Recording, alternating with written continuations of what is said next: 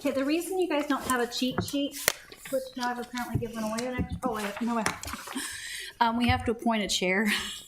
So I'll take the meeting until we appoint the chair, then I'll turn it over to the chair. And then the part where we have Mary Davis speaking, I'm now the Mary too today. So I'm Carrie Ann Mary. Perfect. I'm like, I feel like I can't talk around because I'm too short to see her in the thing. So anyway, we good? Okay. Well, today is January 25th, 2023. Meeting is now open. It's 2:57 p.m. A copy of the Nebraska Open Meetings Act is located on the north wall of the county boardroom. Attending is Laura Tatton, John Strawn, Randy Bennett, George Forrest, and Jonathan Davidson. No one is absent. Also attending is Carrie Plummer-Galecki, Board Secretary, Kayla Hathcote, and I will let Kayla introduce the new county attorney, the other Kayla.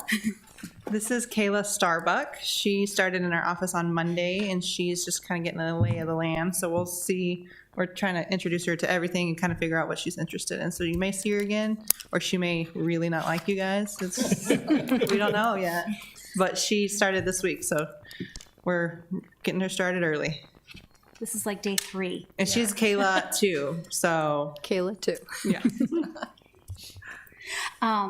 In October, we sent out a email stating that Jonathan Davidson was agreeable to being reappointed to the Personnel Policy Board.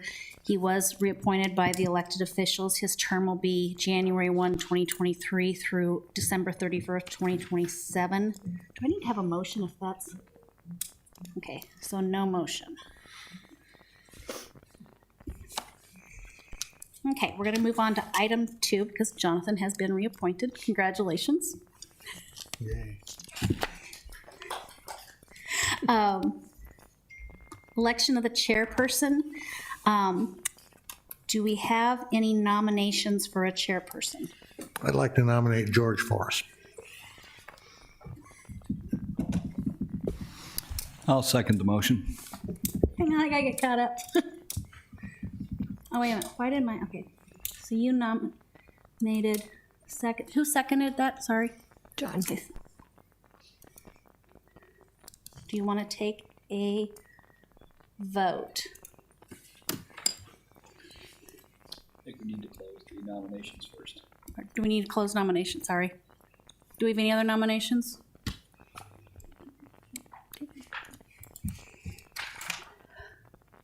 Go ahead and go to a vote.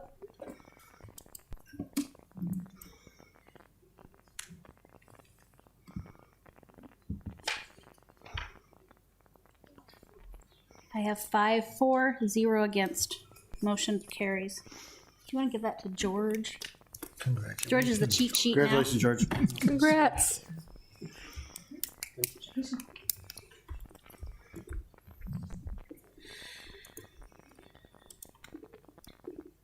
Okay, we have election of a vice chairperson. I'll nominate Jonathan Davidson. I'll second.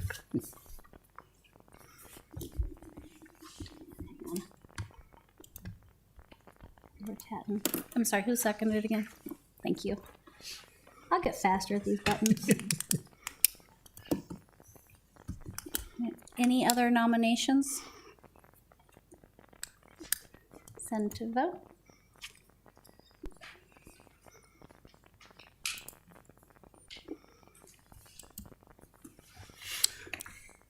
Did your guys' thing? Oh, there we go.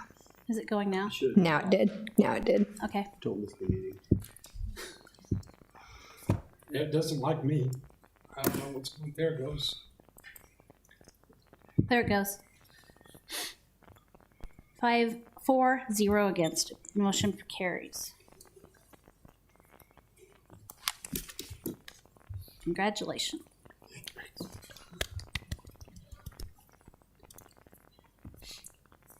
Okay, we have approval of the minutes. I put a copy. Huh? George. Oh, it's a George show. Are we ready? Yeah, you can go ahead.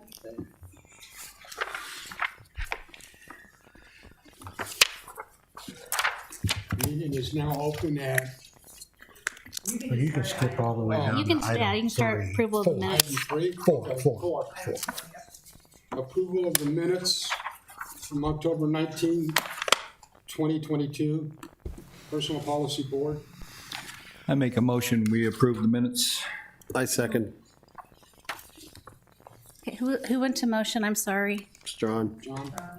Davidson. Thank you. Go ahead and vote.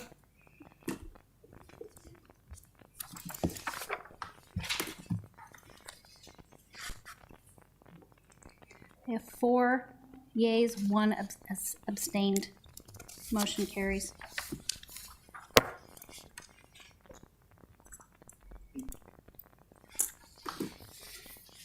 Discussion, the annual report for 2022 for CCSA statute. Carrie? Once again, we just did the spreadsheet for you guys so you know what we've went through the past year. I had a great conversation with our HRIS carrier yesterday, NeoGov, and we're kind of going through, well, what every other county and company is. Our jobs, we have more jobs and we have lower applicants, but anyway, so I just want to go over the stats with you. Right now, we have total employees of 748, 697, not including our temps and our mental health board. Number of new hires this past year was 174. Number of people we processed was 174. New applications, excuse me, hang on, I have to look at sorry, going through orientation, enrollment, we went through 145 new employees, and total applicants, we had 2,430, which was actually down from last year. But we had more positions open. Positions posted, we posted 141 positions. We had estimated about 150. Testing, which included numbers of tests we proctored. And this isn't the number of applicants per test, it's the just tests we proctored, which are our sergeant testing, our sworn officer testing, those type of things. We had 6 different testing periods we went through. Job descriptions, we updated 9 total job descriptions or new job descriptions and updated 22 of them. Physical demand evaluations, we went through and redid 6 of those. Interviews, this refers to referred, contacted, includes contact by hiring managers. They did 686 interviews. Number of candidates, the interviews, or number of candidates contacted versus number of candidates interviewed was 425. Interview question designs, we redid 21 of those. So with our benefit administration, we have 627 total eligible employees for benefits, and we have 486 employees who are covered with our health insurance. 568 is included with our dental insurance. That number's a little bit higher because if they do single coverage dental insurance, it's free to the employees. And then your flexible spending accounts, participation, and election, they had 227 employees participate in the FSA or PayFlex plans. Total money put into that was $495,328. And then work comp was up slightly, well, actually doubled more. 172,525 is what we spent in work comp. We had a lot of work comp with our new correction officers. It seems to be when they're going through their defensive tactics, we have a lot of sometimes back injuries, knee injuries, they sprain, strain. There wasn't a lot of major ones, but more minor. People tend to also, when it's especially this type of weather, fall on the ice. We had some of those also. So anyway, the total number of injuries were 84 for the past year. Drug screens and alcohol screens, we did 20 DOT randoms, 8 DOT alcohol randoms. Sworn and non-sworn, and the corrections did not do that for 2022. It's in their contract, but legal's still working on the non-DOT drug and alcohol policy. So we did not, unless we have reasonable suspicion to suspect someone's under the influence, we're not testing them at this point. Separation of service, we had 100 people separate from service. Retirements, we had 17. Separations, one reason or the other, they had 71, and non-voluntary or involuntary separations, we had 11. And then we had per position eliminated or layoff, we just had 1. We processed exit interviews, we had 32 exit interviews. People still, sometimes they feel like they don't want to burn a bridge or anything like that, so they still don't want to fill out those exit interviews. Some people are more than happy to. We do send them to them electronically. They can come and meet with us in person, so we give them different avenues to complete those so they can fill them out at their leisure. The reasons for the resignation, one with medical, 17 retirees, 11 terminations, and 71 resignations. So employee relations. Sorry, my pages are sticking together here. For health benefit fair, we got the benefit fair going this year, but we don't have the actual attendance because we had it open to both the state and the county employees, so we didn't actually do a number as far as attendance. It was well attended. I think employees were excited to have it up and going again. It'd be kind of, since 2019, we had not had it because of COVID. So we don't do the United Way campaign. Flu shots, we didn't have a number because we had a company come in and take it, and they have the statistics for it because they kept all the numbers for that. They had a large number. We did it here at the county, this office. We did it at the sheriff's office and over at the 1102 building. They had probably the largest number of people at this location. And then we had a good group over, not as big, but a good group over at 1102 and then the sheriff's office also. So, and they did those, they would vary the times as far as when shifts were coming off, because sheriff's office comes on and leaves at 6 o'clock a.m. and 6 o'clock p.m. and Public Works comes on at 6 a.m. So they did vary as far as when they were there, so to work with the employees. So the mammograms, we did do 22 mammograms. We had the Methodist mammogram truck come on site and do those for us this past year also again. Years of service recognition awards, we had 32 or 31 that met the 10, 20, 30, 40 year recognitions, and then the people that met the 5-year milestones would be 5, 15, 25. They had 42, which is the coins that they get on those 5-year anniversaries. I'm going to jump down to the Lunch and Learn coordination. We had 3 sessions with Lunch and Learn for our wellness campaigns, and we had 337 people attend those. Those are usually really well attended. They fill up really fast. So grievances and complaints, they had 3, but they withdrew 1 prior to the hearing, or withdrew prior to hearing. And Personal Policy Board, again, 0. Investigations, we had 5 total this past year. And then PRR created a revise.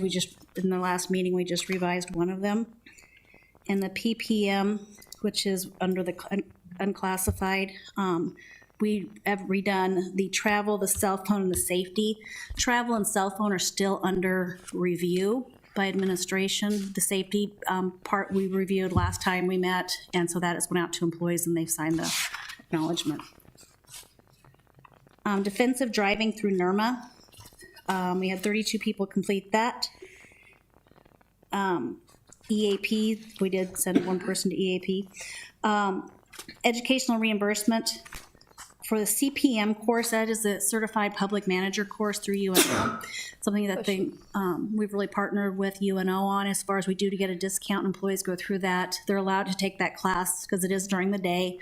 They can go on paid county time, and they do a project that really benefits the county during this process. It's a year course they take. We had 4 people complete that this past year. We had 4 people working on their associates, 2 on a bachelor's, 6 on a master's, and 0 on a PhD. Do you have any questions? I just had a quick question. Out of the 748 employees, that includes the juvenile center, the correction center, and the sheriff's office? Right, we have been That's really total. doing hiring about, what is it, Vicki, every 6 to 8 weeks with the corrections office. We have a new class starting. We just hired 8 more, was it last week? Yeah, last week we just hired 8 more. Thank you. Carrie, quick question on the education reimbursement. Yeah. do we track where those employees are coming from? There's a lot of them comes from the correction office. CPM class, that comes across the county. It's really been popular with people who are wanting to move up into management. So the numbers have kind of went down since we first brought this out about 3 or 4 years ago. Corrections has a lot, sheriff's office has a lot because they get more money if they get a higher degree. Okay. Only one bachelor's, And not like 8. I'm gonna guess a lot of them then be working towards their, at least their bachelor's or associate's degree in criminal justice, which is gonna benefit them down. Okay, Right, right. thank you. Sure. Anyone else? Then item number 6, discussion, personal policy, board roles and responsibilities. Mary, Mary has actually got called out to another meeting, so I will go over what we're talking about, and I and Kayla are gonna share it. Do you want me to talk about it, or you? Okay. What we're trying to do over the next year and beyond is, we used to have a human capital committee that met and would go over when offices want to do a revision to their job descriptions. And I'm talking about a revision that would like increase that job grade, or redo someone's job where it would actually reclassify them to a higher grade. And what we want to do is, instead of that committee's really kind of been put on hold and really looking at their roles and responsibilities, but they want to put that responsibility over on the Personnel Policy Board. So when you guys would meet, have those offices, and HR also, we would come with our, here's what we're saying, here's what the comps say, here's what the new job description, this is what we're suggesting for the new job description. 9 times out of 10, that's done ahead of time. But you would get a red line copy of, here's where we started and here's the final. And if they want to reclassify, have you guys review them ahead of time, and also move to see if you're going to approve or not approve what they would recommend. So that'd be one of the responsibilities. Secondly, the PRR, the Personnel Rules and Regulations, that is primarily for unclassified employees. So we have this PRR, and then we have the PPM, the Personnel Manual, that is for unclassified employees, like Kayla and myself, the department heads and stuff like that. Well, sometimes the rules kind of go back and forth, and sometimes they're really different. And then we have county policies. So it's kind of a hunt and search once in a while. We're trying to figure out what the policies are. So what Mary and I would like to do this next year, and have you guys be looking at it throughout the year and be able to approve it by maybe the end of the year or the beginning of next year, is have one handbook, personnel rules and regulations for classified employees, and have one handbook, I don't know if it's personnel rules and regulations or whatever it is, for unclassified, and have everything in those handbooks. They would be formatted similar to what the PRR is right now, because those are, everyone knows that, we can understand that, we know where to look for it. But that's one other project we're gonna be working on this next year and be presenting to you guys throughout the year, as far as here's what we're seeing, here's what we're suggesting. So there'll probably be a lot of reading involved. If you're looking at some of these policies, they get quite long, because like if you're looking at the drug policy, drug and alcohol policy, we're wanting to put the whole thing in there. Instead of saying, here's a synopsis and then go to this policy, just here's everything. We realize it's gonna be long, but it's nice to have everything in one spot. So, what else? Create new, and then also continue with the grievance and the disciplinary appeals. What else am I missing? So basically, we had a conversation about how you guys are great, but you don't really do a lot that you could be doing. And so we wanted to put more responsibility on you to enact policies that affect the whole county. And we looked at Douglas County, we looked at Lancaster County. I reviewed all the statutes that are specifically talk about this board, and you actually have a lot more authority than we really used you for so far. So like Carrie said, reclassifications, job descriptions, educational requirements, class grades, new job descriptions. You know, when departments want to add a position, you guys review that and say, do you think, you know, what should that look like and what grade would that be? So really kind of give you more of an overview of all of the employee actions that happen in the county. So that would be like your newest, biggest thing. That happens, when I was looking at Lancaster County, which by the way meets every month, so we won't make you guys do that. But when they do meet every month, they almost always have something of that nature on their agenda.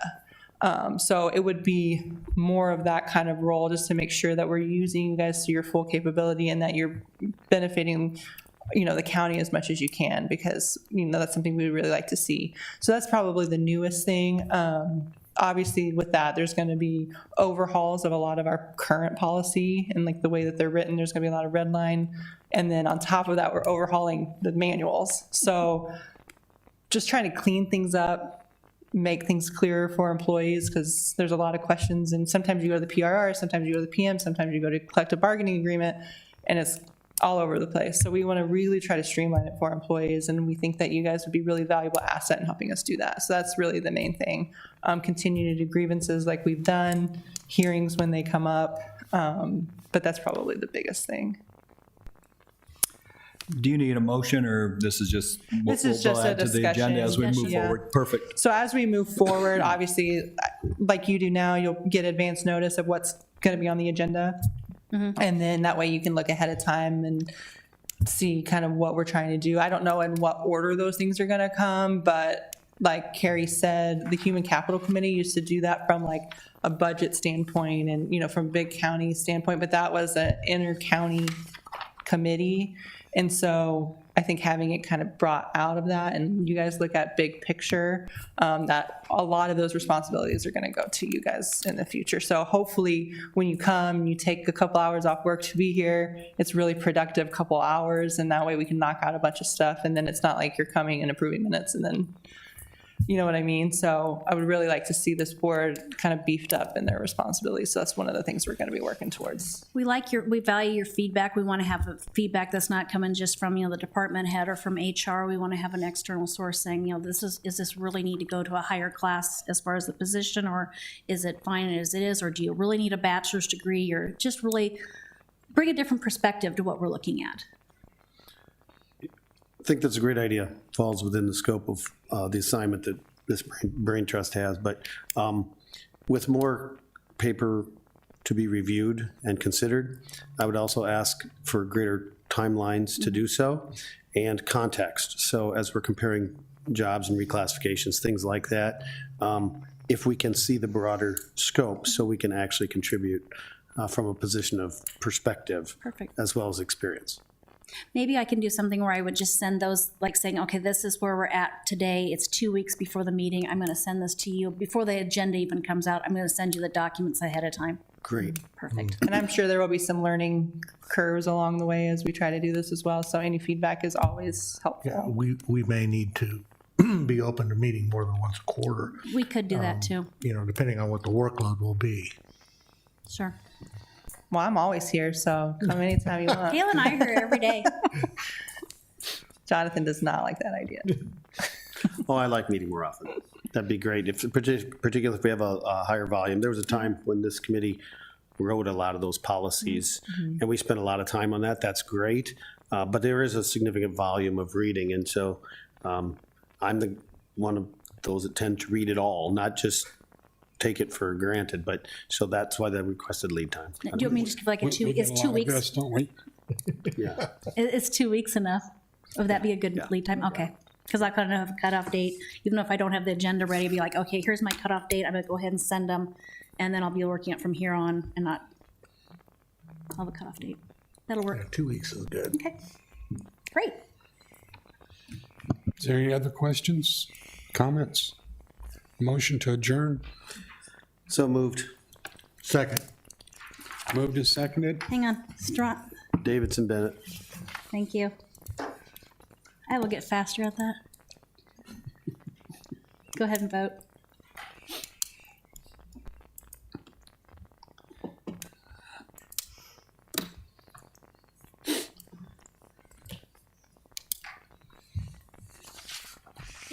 Five, 4, 0 against, motion carries. Thank you. Do I hit stop meeting? Excellent.